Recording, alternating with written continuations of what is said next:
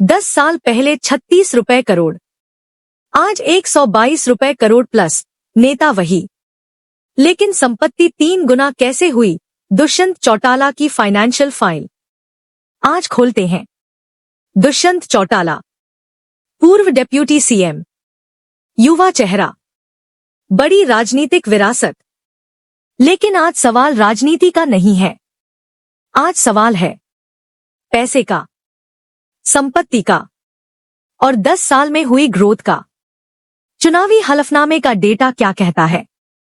आधिकारिक हलफनामों के अनुसार 2014 लगभग 36 करोड़ रुपए, 2019 लगभग 74 करोड़ रुपए, 2024 लगभग 122 रुपए करोड़ प्लस, यानी सिर्फ 10 साल में 36 करोड़ रुपए से 122 करोड़ रुपए, मतलब करीब 3 गुना से ज्यादा ग्रोथ।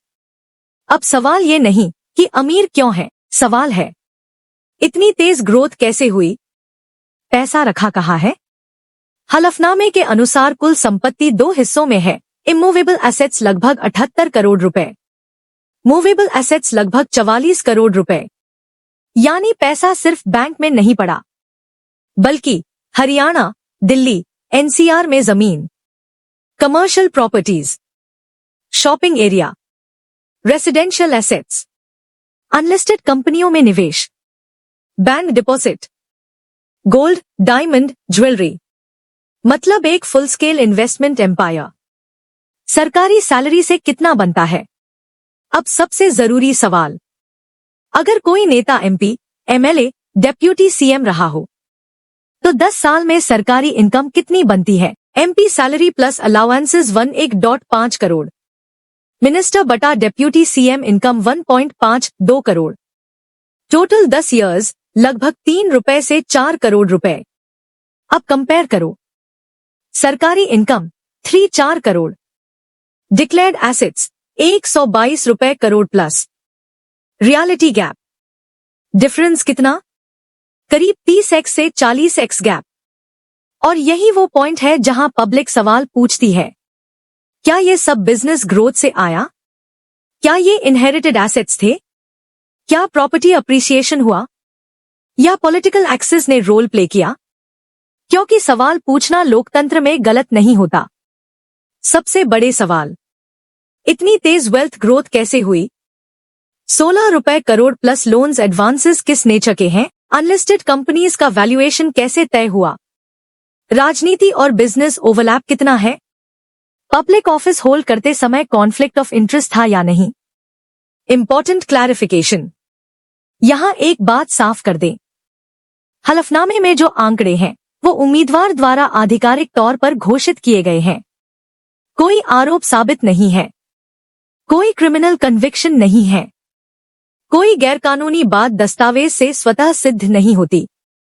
हम सिर्फ नंबर्स एनालाइज कर रहे हैं। सिरसा, हरियाणा, सबसे ज्यादा संपत्ति, यहाँ कई जगहों पर जमीन, गांव लंबी, डबवाली, सिरसा।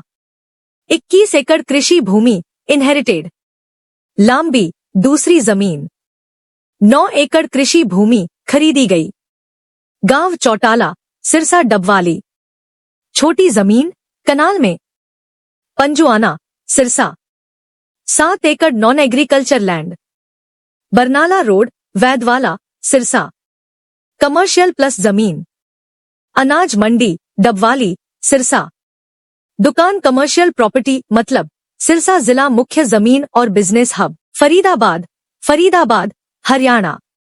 अजरौंदा मोड़, 3-4 कनाल जमीन, 8 करोड़ वैल्यू इनहेरिटेड। सेक्टर 15 में बड़ी residential commercial property 3, Gurgaon. DLF phase 3, residential house 5 crore. 4, Delhi, New Delhi.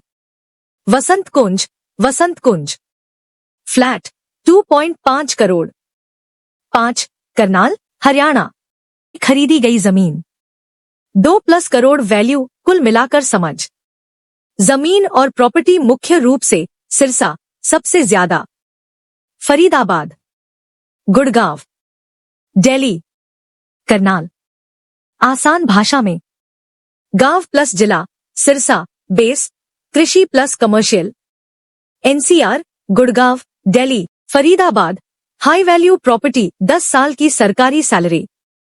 इस पूरी कहानी का सिर्फ छोटा हिस्सा लगती है।